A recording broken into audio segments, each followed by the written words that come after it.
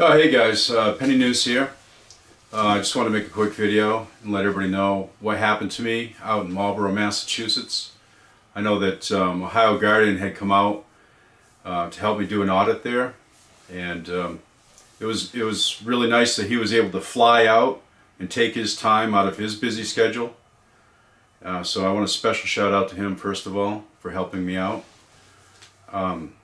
You know, the reason I want to do this type of audits is because we need to hold these people accountable for what they do, their actions. They're out there hurting people, and when cameras aren't on them, that's when they do their best work. So if we just keep those cameras rolling and keep them accountable, they're going to have to start behaving like decent human beings again, not like the thugs that they are on some power trip with a badge. Now, it's unfortunate what happened to me in Marlborough, and I don't have a vendetta against police. I think police are necessary. I think they do a good job. They're supposed to make the community strong, and we should really look up to these people. So they need to be in a better frame of mind in order to do that.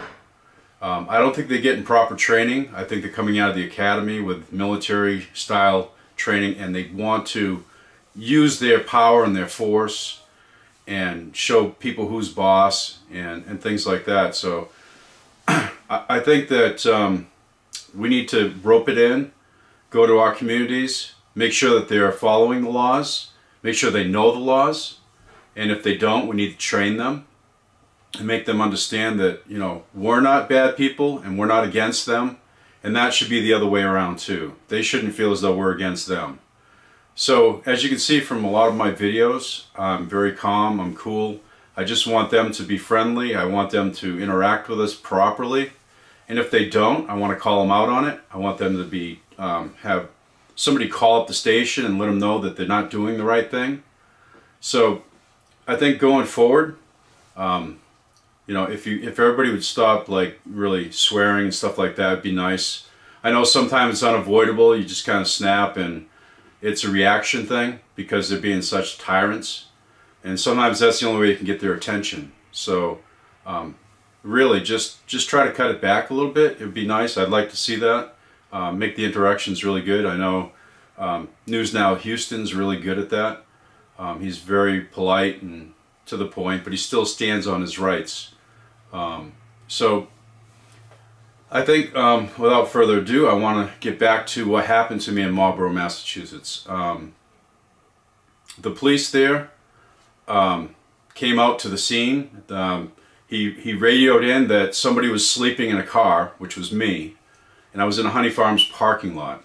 I was there for a reason, really personal reasons, because the person that I live with has cancer, and they really needed help from their family, and it wasn't there. The support group wasn't there, and so I didn't know what to do, and I was just out there.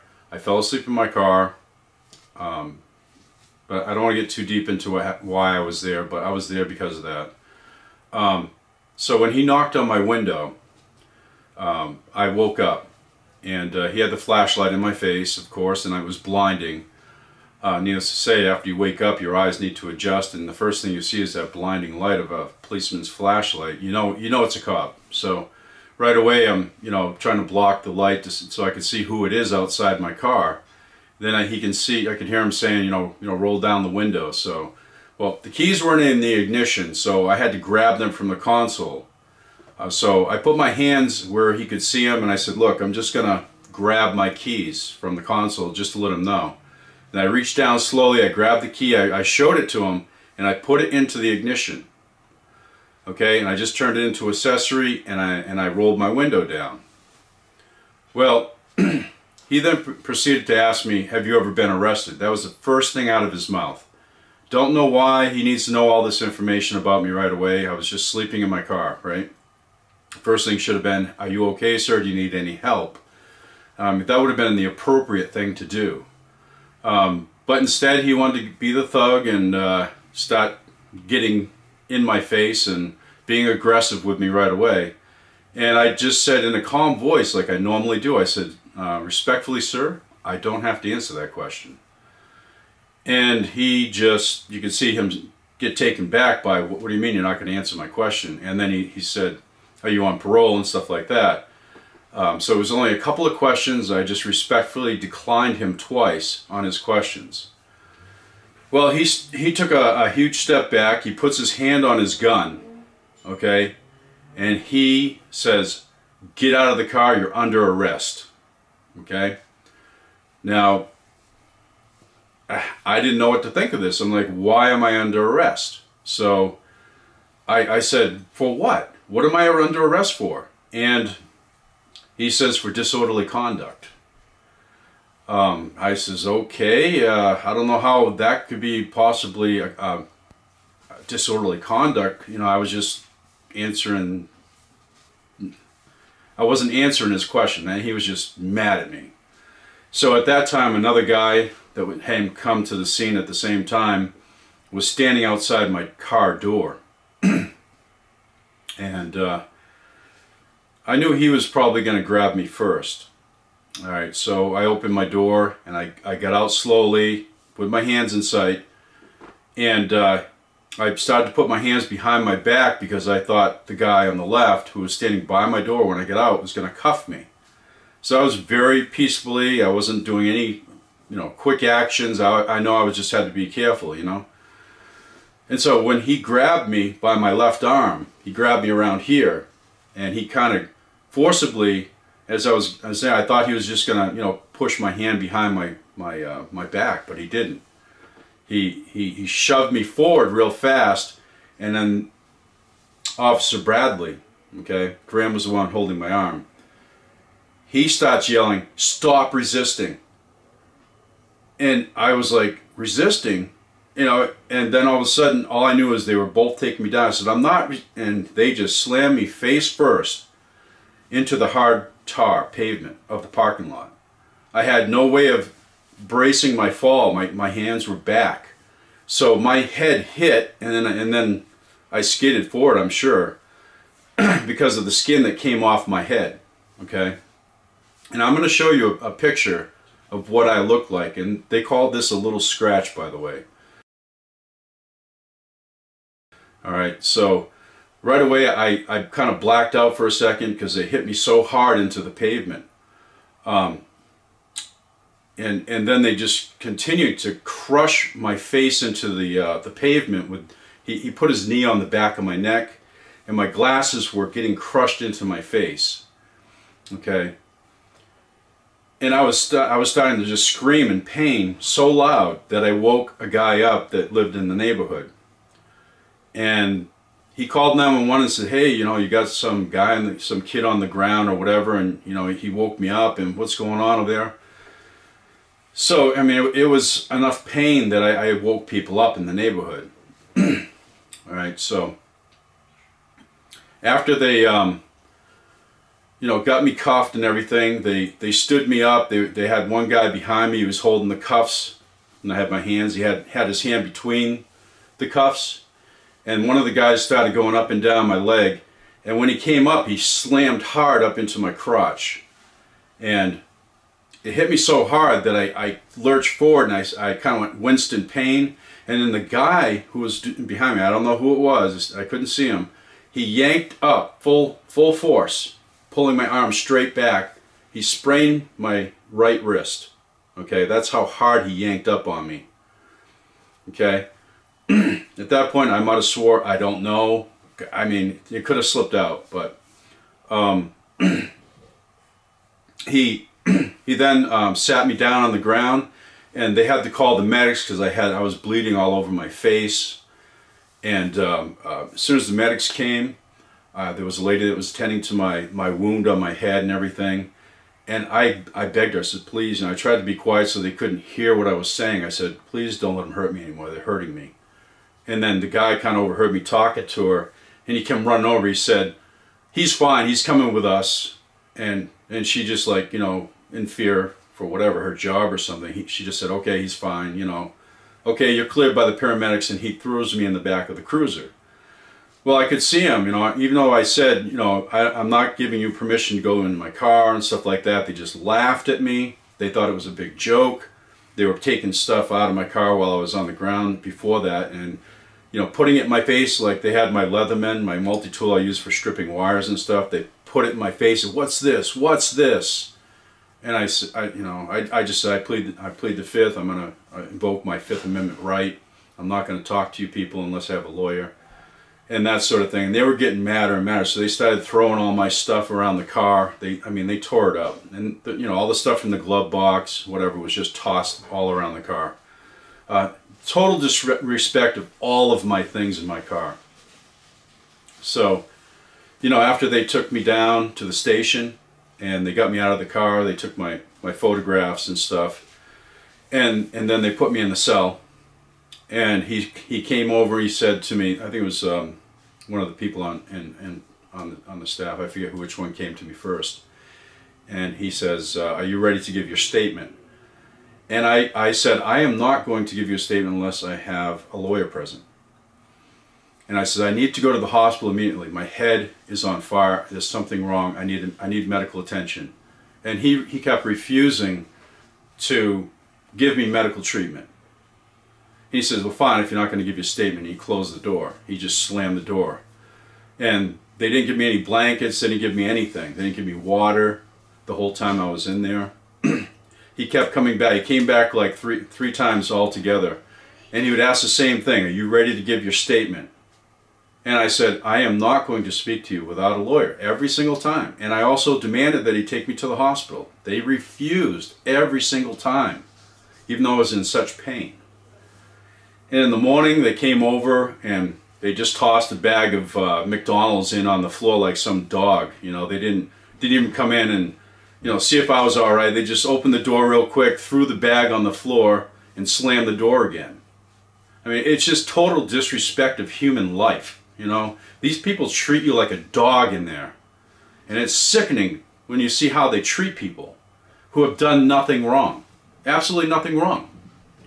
You know, it's like after the day shift came, the sergeant knew that something was not right, and they must have had their conversation. The sergeant comes over, and he probably knew those guys had messed up a little. So, hi Penny, come here Penny. Come here, come here, come here. All right, this is Penny for Penny News right here. Say hi Penny. All right, so, you know, he came over to the cell and he says, "Look, hey, we want to do the booking. You know, we got to bring you over to the courthouse. Do you mind if we just do the booking?" He said, "You don't have to give a statement." And I said, "You know, that's fine. You know, I'll definitely do the booking, but I am not giving a statement." So he agreed, and then we went out. We did the electronic fingerprints and everything, and then they shackled me like I'm some common criminal. You know, shackled at the feet, shackled at the hands. And they transported me over, and the lady in the car is like, "So what's going on? What's happening?" And I says, "Well, you guys beat me up pretty good last night. You guys, you know, are doing the wrong thing. I should be going to the hospital." And she just didn't say anything. The rest of the ride, she just was quiet. So I got to the courthouse. They stick me down in the cell downstairs. And they left me there all day until the afternoon, shackled. Okay, so by the time I got out of there, and they had me up in the lobby, and they were giving me back my stuff. There was another guy there. He was like the security for the place or something. Or I don't know what his role was, but he was the one uncuffing me and giving me back my stuff. And he looked right at me with such, I don't know, the look on his face like he's something. Like he's got some power over me, and he says, "That'll teach you to resist arrest." You know, like he's the one that's gonna, you know, make sure I know that, hey, I messed up, right? So they released me, and my cell phone is dead at this point. You know, it's been on all night. That's the other thing. They answered my cell phone, my personal phone, while they were at the scene. Somebody called me. So. You know, my phone's dead. I don't have a ride. My hip is hurt so bad. I can hardly walk. I can hardly see because of the concussion I got. All right, so I get out of the station. I start walking down to the nearest place, which was a mobile station. And I needed to get, you know, to find where my car was because they had told me that they towed it. Because that's one of the questions I asked them after the booking. I said, did you tow my car? And they both looked at me and said, yeah, we towed your car. You know, like, but of course, you know. So I get to the station, to the mobile station, and the girl looked at me in horror and she says, wow, what happened to you? I told her the story about the police, and she says, oh my God, I can't believe they did that to you. I says, I can't see, they broke my glasses. Could you please call the police station for me? I need to find out where they took my car. So I call the police station, I get on the phone, and they said, oh yeah, we towed it to so-and-so for, you know, impoundment. Okay, so I said, okay, well I better call a cab. So I said, could you please call a cab for me? She calls a cab for me, and they show up like a half hour later, and I go down to the place. So, you know, I'm eating up a lot of the day, and I'm not feeling good. I am really hurt. And so I get to the place where they said it was towed, and the guy looks around the back lot, and he comes back and says, I don't have your car here. I says, you're kidding me. That's what they said they towed. He said, well, there's other places in town. I said, well, could you please call and find out if it's at one of the other places, you know, if you know the names of it? And he agreed, and he, you know, he wanted to know what the story was too, so I ended up telling him the story. So we call every place, and the car's nowhere to be found, okay? So I said, okay, could you call the Marlborough police station back again, please? So he calls back the Marlborough police station, and the guy just laughs at me and says, oh yeah, no, we didn't tow your car. And they thought it was some big joke. They thought that, you know, they could just run me around town and have me on some wild goose chase looking for my car, okay? This is not funny. I'm hurt. I don't have any way of communicating with anybody in my family because my phone's dead. You know, I don't know what to say. These people violated my rights in so many ways that I can't even begin to put my finger on what was the worst violation. And everything was just horrid. Everything about what they did. So I eventually get back to my car, and the cab driver was super nice. He's like, I ain't going to charge you any extra. He's like, you know, good luck to you. And I looked at my car, and all the stuff is thrown everywhere, and, you know, I had to, you know, move the stuff and put it back, and they had written something on the windshield in wax and on the front of my car and everything. And they dented my car. There were scratches on my car. I don't know why they thought they could just damage my brand new car. You know, it was 2016, and it was you know, I can't even believe this stuff happened to me. But, you know, I get to my house, and I took a couple pictures of my injuries. Directly after, I'm going to post it, and that's when it happened, and I took it right when I got home. And then I was so tired and exhausted, I said, I have to lay down for a few minutes before I go to the hospital. And with my clothes on, I just fell forward into the bed, and I didn't wake up till the next day. I was just, I don't know, I just couldn't wait. I didn't wake up. And when I did wake up, I went to the hospital, and they said I had a concussion. I had a wrist sprain. I had my back was strained. Everything, you know, my hip.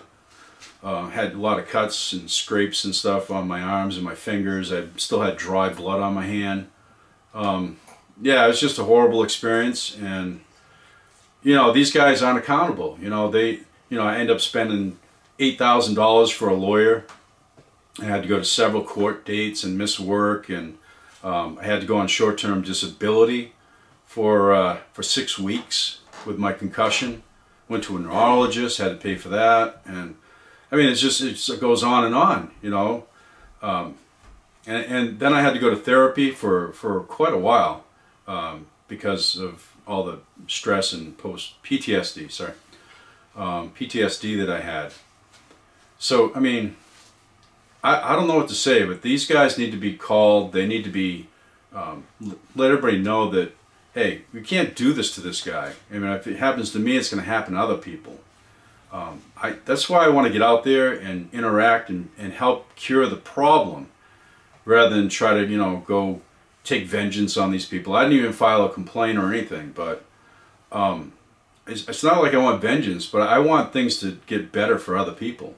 You know, I don't want this to happen to anybody else. That was a nightmare, and it set me back financially, mentally, emotionally. I think that people out there deserve better from their police departments. So anyway, that's what I've got. I'm going to post the number for the Marlborough Police Department. And like I said, Ohio Guardian, you're the man. You really did help me a lot. You helped me get out there and start doing this. And Monkey 83, I mean, I'm going to continue working with you. You've been an awesome dude. We just need more people out there, more cameras. We got to hold all these people accountable, everybody. So, you know, if this inspires somebody, I hope that, you know, you go out and do this as well. All right, so this is Penney News, signing out. I hope you have a great day. Okay, you take care.